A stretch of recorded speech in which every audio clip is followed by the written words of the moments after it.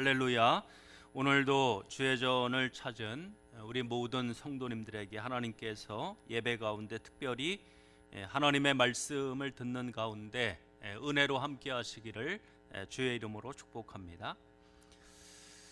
설교자로서 이제 고민이 될 때가 있어요. 그때는 언제인가 하면 이왕이면 주일날 주의 전을 찾은 우리 사랑하는 성도님들에게 긍정적인 메시지를 증거하고 희망의 메시지를 증거하고 평화의 메시지를 증거하면 좋겠는데, 아무리 생각을 해도 하나님의 말씀이 우리를 향하여 그런 메시지를 증거하지 못하게 하는 듯한 느낌을 받을 때 설교자로서 사실은 힘들어요.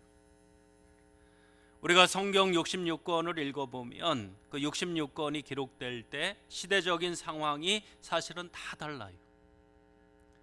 계절이 봄, 여름, 가을, 겨울이 있듯이 성경을 기록한 저자들도 보면 어떤 사람들은 봄과 같이 따뜻한 시기에 하나님의 말씀을 증거한 사람들도 있는 반면, 어떤 선지자들은 겨울과 같이 아주 혹독한 시대에 하나님의 말씀을 증거한 선지자들도 있죠.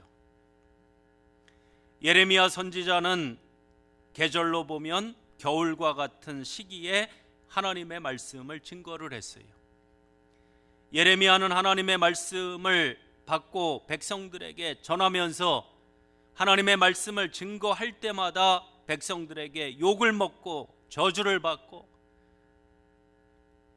너 하나님의 말씀 증거하지 마라 라고 하는 그 백성들의 반응 앞에 하나님 앞에 탄식하며, 내가 왜 어머니의 뱃속에서 죽지 않고 태어나서 이 수모를 당하는가 하면서 하나님의 말씀을 증거를 했지요.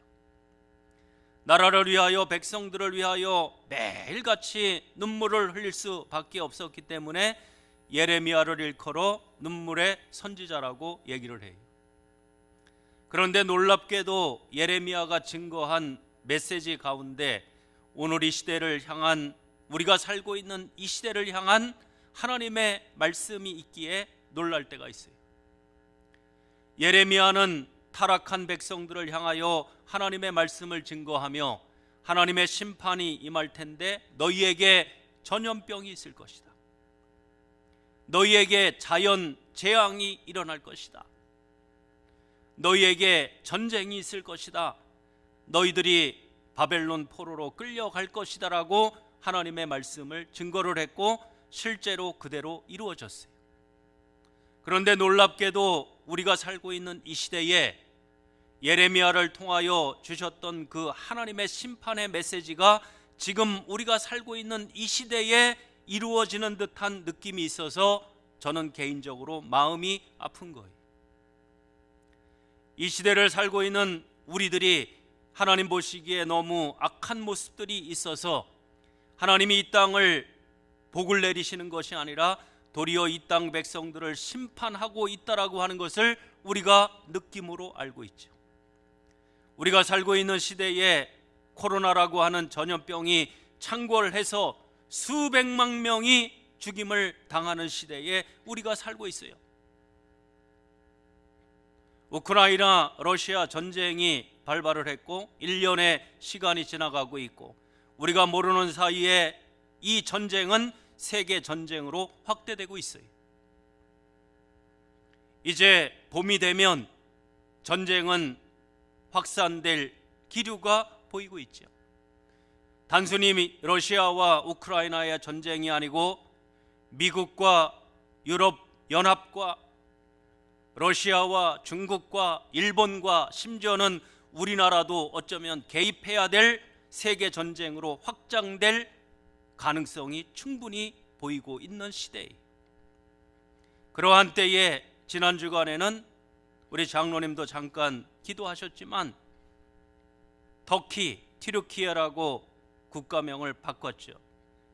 튀르키예와 시리아와 이쪽 지역에서 상상치 못한 엄청난 규모의 지진이 발생을 해서 공식적으로 25,000명이지만 앞으로 최소 20만 명 이상이 더 사망자로 나올 수 있다라고 하는 통계가 전해지고 있어요.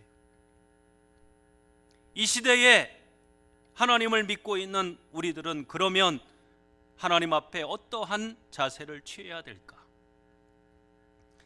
성경 66권 가운데 우리가 이사야서부터 시작을 해서 선지서라고 이야기를 해요.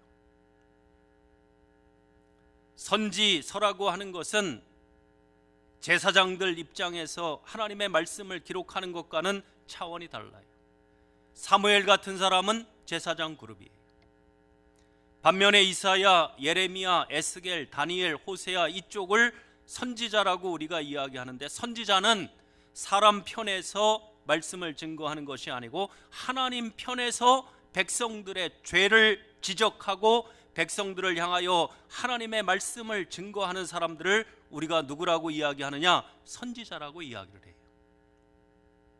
그러기에 우리가 성경을 읽을 때도 이사야 말씀부터 시작을 해서 대선지서, 소선지서, 이사야, 예레미야, 에스겔, 다니엘, 호세아, 미가, 요나, 나훔, 학개, 스가랴, 말라기 뒷부분을 관심을 가지고 읽으셔야 돼요. 지금까지 우리 한국교회는 유감스럽게도 선지서를 설교를 잘 안 했어요.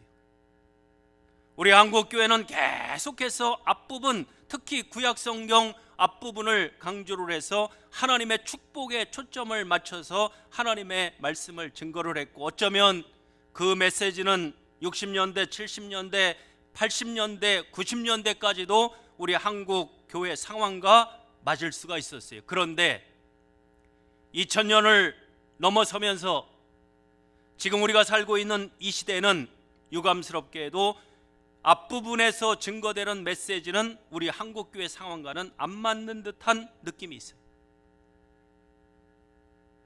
여러분, 이 선지서 말씀 가운데 특히 오늘 우리가 읽은 미가서, 어떤 사람들은 미가라고 하는 성경이 성경에 있는 줄도 모르는 분들이 사실이 있어요. 미가가 어디 있어? 이러는 분들이 있어요. 여러분, 미가가 신약 성경에 있는 마가가 아니고 구약 성경에 있는 미가예요. 이 미가서 성경을 우리가 좀 관심 있게 읽어야 돼요. 저는 지난 주간 미가서 말씀을 읽다가 개인적으로 은혜가 돼서 오늘 이 미가서 말씀을 본문으로 잡고 설교를 하는 거예요. 미가가 활동하던 시대는 지금 우리가 살고 있는 시대하고 너무나 시대적인 상황이 비슷해요. 이스라엘도 남유다와 북이스라엘로 나눠졌었죠. 한 나라인데 두 나라로 나누어져 있었어요. 지금 우리나라도 비슷하죠. 같은 민족인데 남한과 북한으로 나뉘어져 있어요. 이 미가가 활동하던 시대는 동시대에 이사야라고 하는 선지자와 호세아라고 하는 선지자가 동시대에 활동했던 선지자들이에요. 시기적으로 보면 북이스라엘이 멸망하려고 하던 시대였고, 남유다에는 특히 히스기야 왕을 중심으로 해서 남유다도 점차적으로 멸망을 향해서 치닫고 있던 시대. 정치적으로 보면 지도자들이 부패하고 타락했어요. 마치 지금 이 시대하고 비슷해요. 여러분, 우리가 뉴스를 틀면 대통령을 위시해서 국회의원들, 장관들 잘했다고 하는 이야기가 들려지지 아니하고 온갖 비리에 찌들어서 정치인들이 국민들에게 존경받지 못하는 시대, 미가가 활동하던 시대하고 너무 닮아 있어요. 종교적으로도 마찬가지예요. 미가가 활동하던 시대에는 종교 지도자들이 타락을 했어요. 하나님 앞에 제사를 드린다고 하면서도 그들은 제사에는 신경을 썼지만 하나님이 정말 원하시는 일에는 관심이 없었어요. 한마디로 타락했어요.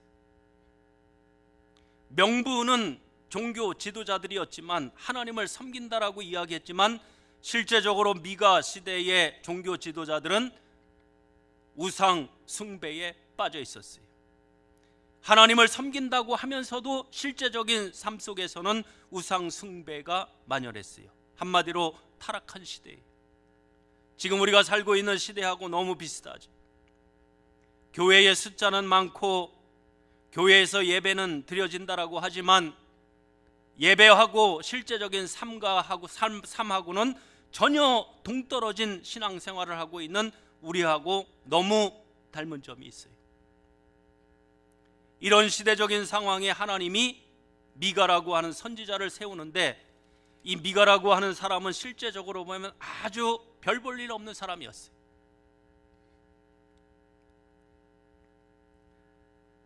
지파로 봤을 때도 이스라엘 12지파 가운데 갓지파였어요.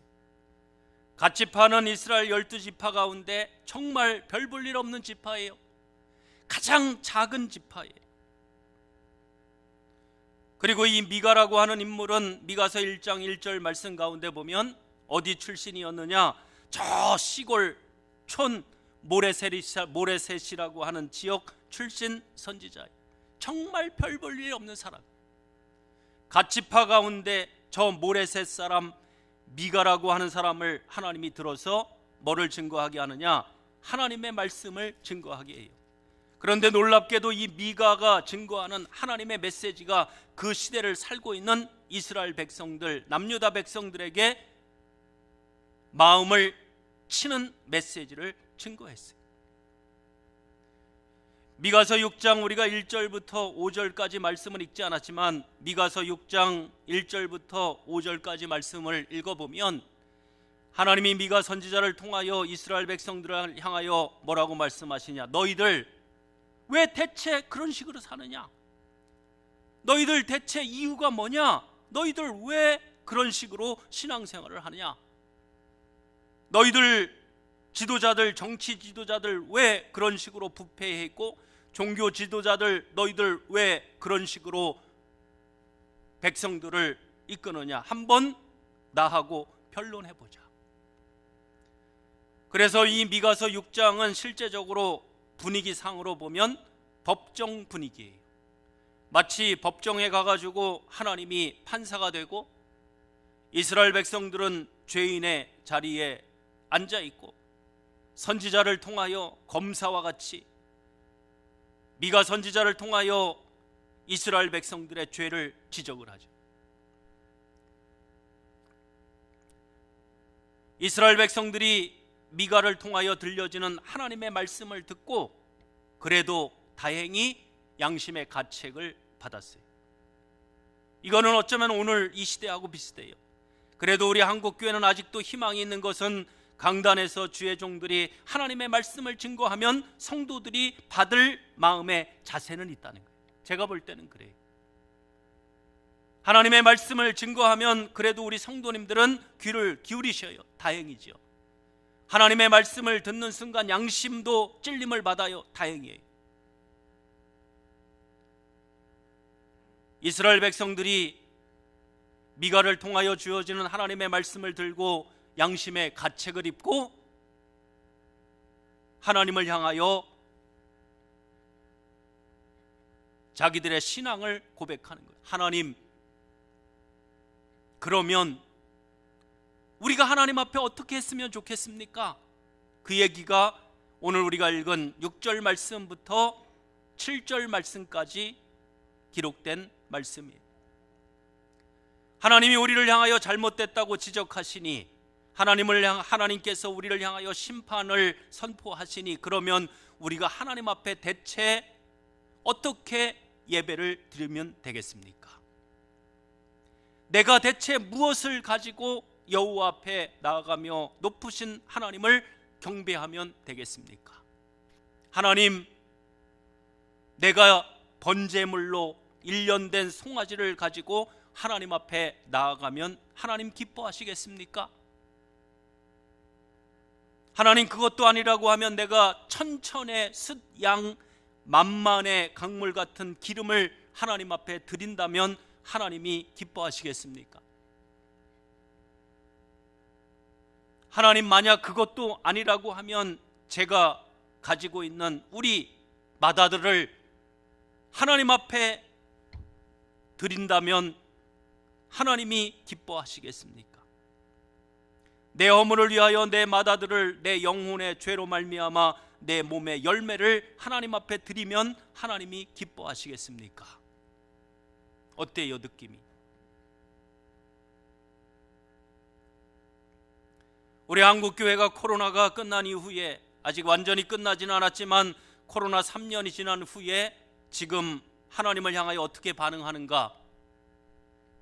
제가 볼 때는 이스라엘 백성들하고 비슷하게 반응을 해요.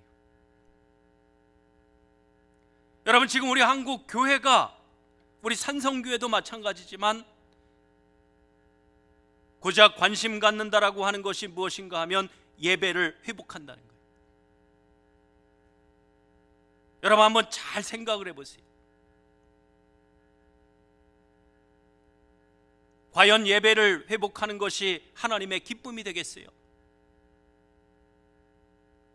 우리가 수천 명, 수만 명이 교회 나와서 하나님 앞에 예배하는 것이나 천천의 숫 양이나 만만의 강물 같은 기름을 드리는 것이나 무슨 차이가 있겠어요?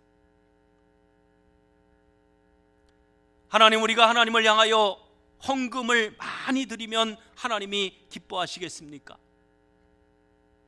하나님, 우리가 찬양을 은혜롭게 하고 하나님 앞에 예배를 열심히 드리면 하나님이 기뻐하시겠습니까? 라고 하는 것과 무슨 차이가 있겠어요? 그런데 놀랍게도 하나님은 8절 말씀 가운데 뭐라고 말씀하시느냐? 우리가 미처 생각지도 못한 말씀을 하셔요. 여러분, 이스라엘 백성들은 제사에 관심이 있었어요. 이스라엘 백성들은 헌물에 관심이 있었어요. 우리가 하나님 앞에 어떻게 제사하면 하나님이 기뻐하실까? 우리가 하나님 앞에 어떤 제물을 드리면 하나님이 기뻐하실까라고 관심을 가진 반면, 하나님은 8절 말씀 가운데 보면 뭐라고 말씀하시느냐? 사람아, 주께서 선한 것이 무엇임을 너에게 보여주시지 않느냐? 여호와께서 너에게 구하는 것은 그런 것이 아니다. 하나님이 우리에게 원하시는 것은 하나님을 우리가 온전히 제사하는 것도 아니고 하나님 앞에 수천 수만의 제물을 드리는 것도 하나님이 기뻐하시는 것이 아니라는 거예요. 그러면 하나님이 진정 원하시는 것이 무엇인가? 8절 말씀 가운데 보면 세 가지를 강조하고 있어요. 여호와께서 내게 구하시는 것은 첫 번째 뭐를 행하라고 이야기하느냐? 정의를 행하라는 거예요. 너희들 하나님의 백성으로서 너희가 살아가는 삶의 현장에서 정의를 행해라. 너희들 맨날 살아가면서 10절 말씀 가운데서부터 12절 말씀 가운데 보면 너희들의 삶의 현장에서 불의한 재물이 가득하였고, 11절 말씀 가운데 보면 장사한다라고 하는 사람들은 부정한 저울을 사용하고, 12절 말씀 가운데 보면 부자들은 온갖 강포가 가득하고 백성들은 거짓말로 일삼는 삶을 살지 말고 너희가 정말 하나님 앞에 힘써야 되는 것이 있는데, 그것은 무엇인가 하면 너희들의 삶의 현장에서 뭐를 행하라? 정의를 행하라는 거예요. 지금 우리가 살고 있는 이 시대에 우리 한국 교회는 방향을 어디로 잡고 있는가? 과연 교회 가운데, 설교 가운데 하나님의 정의라고 하는 단어가 몇 번이나 언급되겠어요? 제가 볼 때는 거의 언급 안 돼요. 대형 교회일수록, 교회가 부흥한다고 하는 교회일수록 하나님의 정의는 언급을 안 해요. 잘 생각해 보세요. 교회에 많이 모일 것은 강조하고 있지만, 하나님의 교회에 재물을 많이 드릴 것은 강조하고 있지만, 삶의 현장에서 하나님의 정의를 행하라고 하지 않는데 유감스럽게도 하나님은 반대로 말씀하셔요. 두 번째는 인자를 사랑하고, 세 번째는 뭐를 강조하고 있느냐면 겸손하게 내 하나님과 함께 행하는 것이 아니냐. 요 행한다라고 하는 말은 번역상 사실은 동자가 들어가는 게 나을 것 같아요. 단순히 행하는 게 아니고 하나님과 함께 뭐 하는 것이에요? 동행하는 것이 아니냐, 이런 의미예요.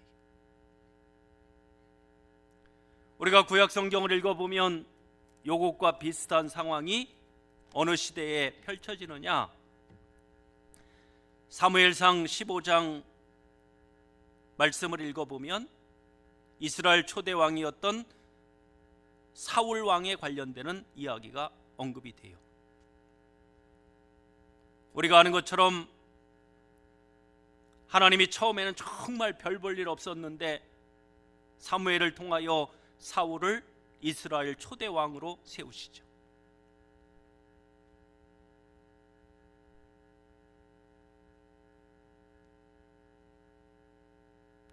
하나님이 사무엘을 통하여 사울에게 명령을 내려요. 어떤 명령을 내리느냐?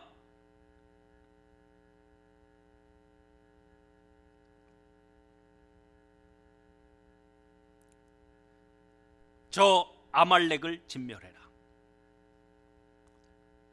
아말렉과 전쟁하려고 하는 순간, 그래도 초창기에 사울은 믿음이 있었어요. 그래도 우리가 전쟁하기 전에 먼저 하나님 앞에 제사를 드리고 하나님 앞에 예배를 먼저 드리고 전쟁을 해야 되지 않겠는가. 그래서 사무엘이 오기를 기다렸어요. 사무엘 선지자가 오면 사무엘을 중심으로 해서 하나님 앞에 먼저 제사를 드리고 전쟁을 치러야 되겠다.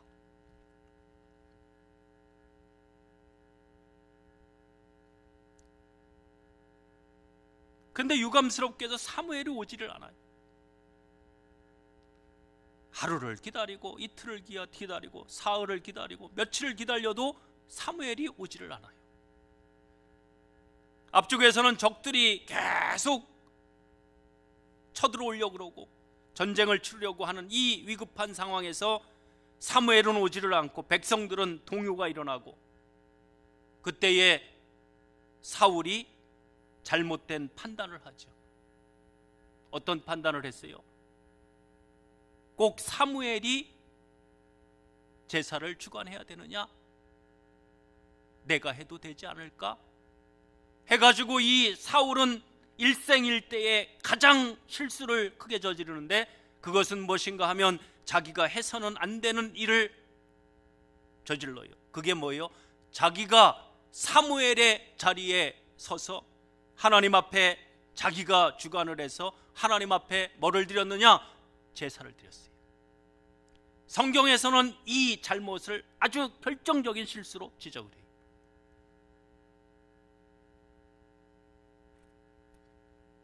이 사건이 있은 이후에 오늘 우리가 읽지는 않았지만 사무엘상 15장 말씀에 보면 하나님이 아말렉을 진멸하라고 하는 명령을 다시 내리죠.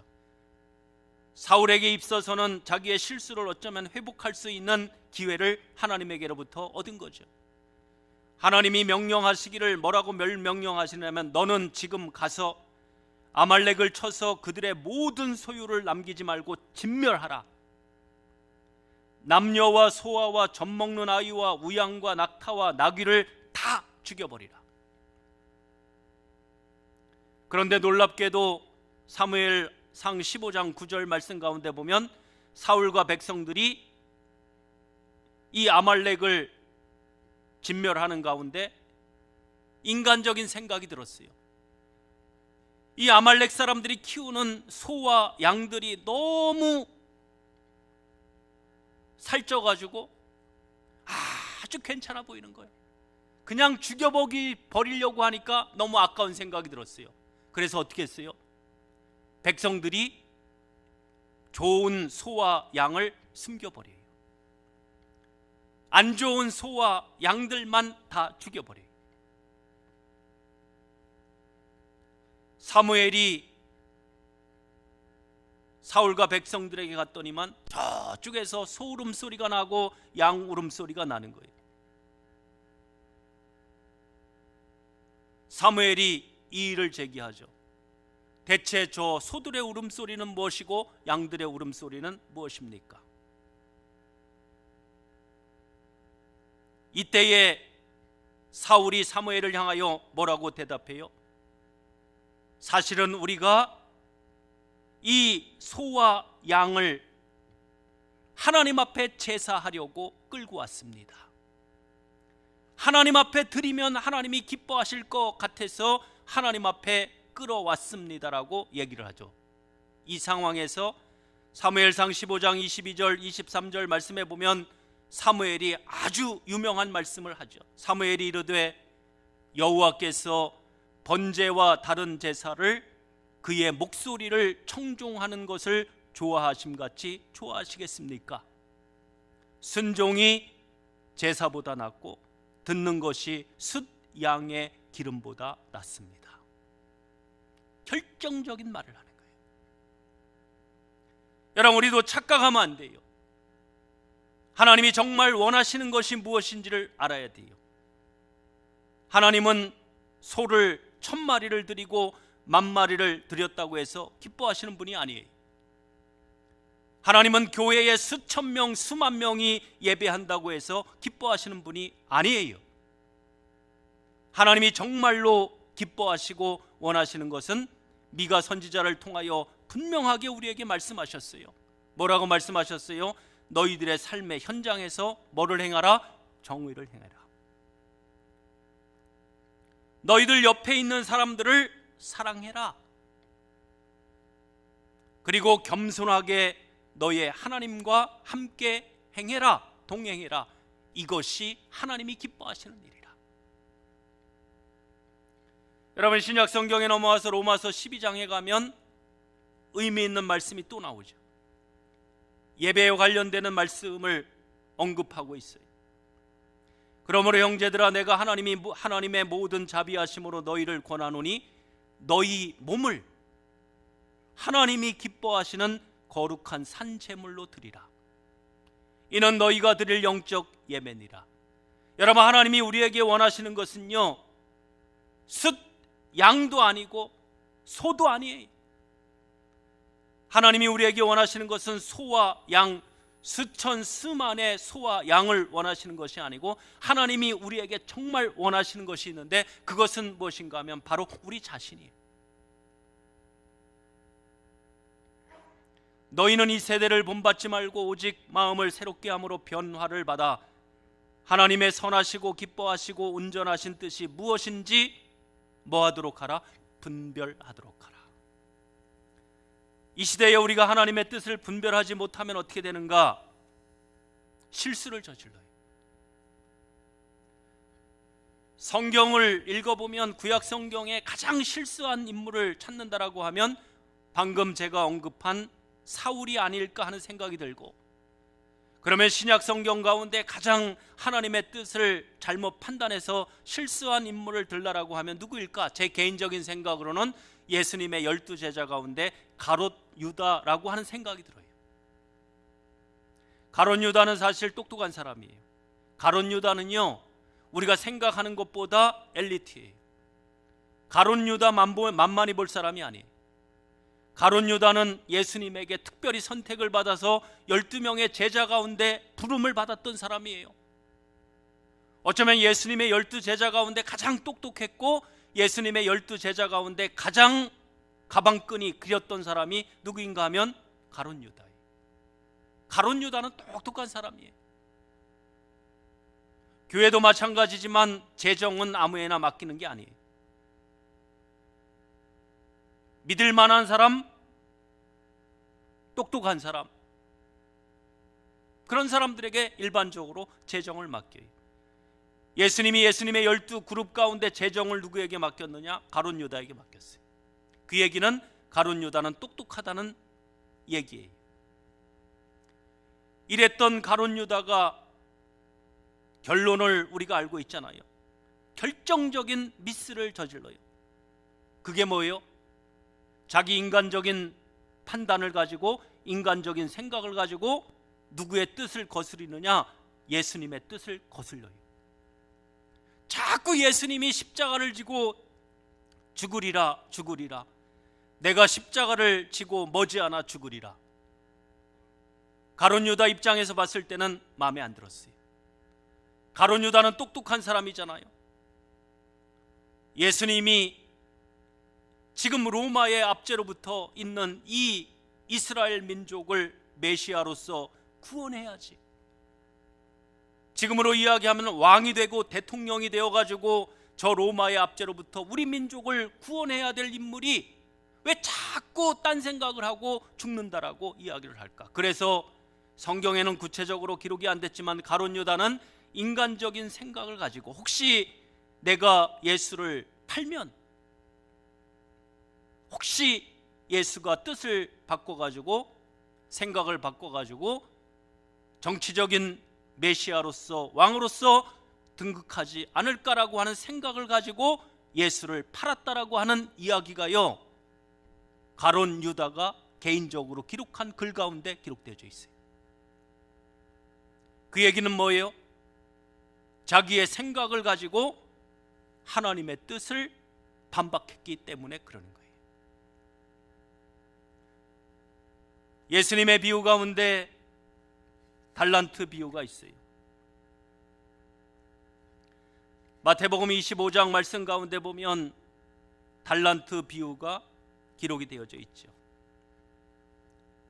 내용은 뭐 다 아시기 때문에 제가 설명은 다 안 할 거예요.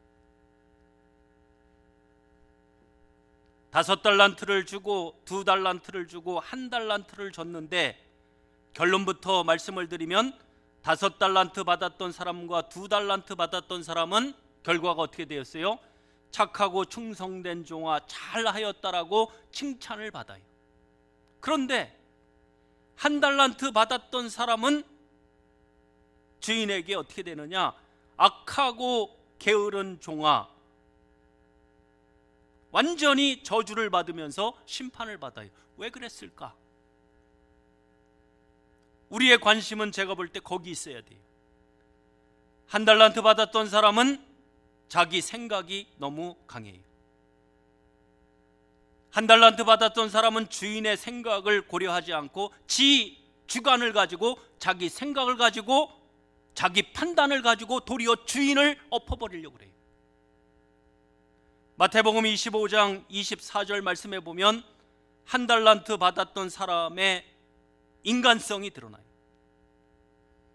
1달란트 받았던 자는 와서 이르되 주인이여, 주인을 향하여 뭐라고 대답을 하느냐? 당신은 굳은 사람이라. 이 얘기 뭐예요? 자기 나름대로 주인을 판단한 거예요. 우리 주인은 굳은 사람이라. 우리 주인은 완악한 사람이다. 내가 혹시 장사해서 실수해가지고 돈을 남기지 못하고 손해를 보면 분명히 나를 징계하고 감옥에 집어넣을 거다. 누구 생각이에요? 자기 생각이에요. 한번 잘 생각해 보세요. 유감스럽게도 우리들 가운데도 1달란트 받은 사람과 같은 사람이 많이 있어요. 자기 생각이 너무 강해요. 자기 주관이 너무 강해요. 그러면 사울과 같이 될 수 있고, 그러면 가룟 유다와 같이 될 수 있고, 결국은 망하는 거예요.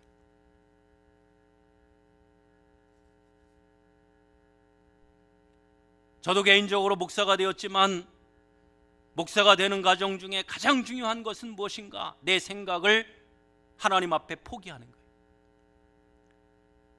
내 생각을 포기하지 않고, 내 가치관을 포기하지 않고 하나님의 일을 한다라고 하는 것은요, 악한 종이 되는 지름길이에요. 그래서 천주교 사제들은 사제 서품을 받을 때 어떻게 하느냐? 바닥에 완전히 납작 엎드리게 하는 거. 왜 그러겠어요? 너희들 죽으란 얘기예요. 넌 이제부터 너가 아니야. 이스라엘 백성들은 이거를 깨닫지 못한 거예요. 하나님이 정말 원하시는 것이 무엇인지를 생각지 아니하고 자기들 임의로 하나님이 혹시 제사를 내가 드리면 기뻐하지 않을까? 1년 된 수송아지를 드리면 하나님이 기뻐하지 않을까? 천천의 숫양을 드리고 만만의 강물 같은 기름을 드리면 하나님이 기뻐하지 않을까? 내가 우리 자녀를 불살라서 하나님 앞에 제물로 드리면 기뻐하지 않을까? 착각이죠. 우리 한국교회가 지금 착각하고 있는 것과 비슷해요. 코로나 이후에 다시금 코로나 이전처럼 한국교회가 수천 명, 수만 명이 모여서 예배하면 하나님이 기뻐하지 않을까? 선교를 위하여 없이 많은 돈을 가지고 선교하면 하나님이 기뻐하지 않을까? 누구 생각이에요? 우리 생각이에요. 하나님은 반대로 말씀하셔요. 사람아, 주께서 선한 것이 무엇임을 내게 보이셨나니 여호와께서 너에게 구하시는 것은 오직 정의를 행하며 인자를 사랑하며 겸손하게 내 하나님과 함께 행하는 것이 아니냐.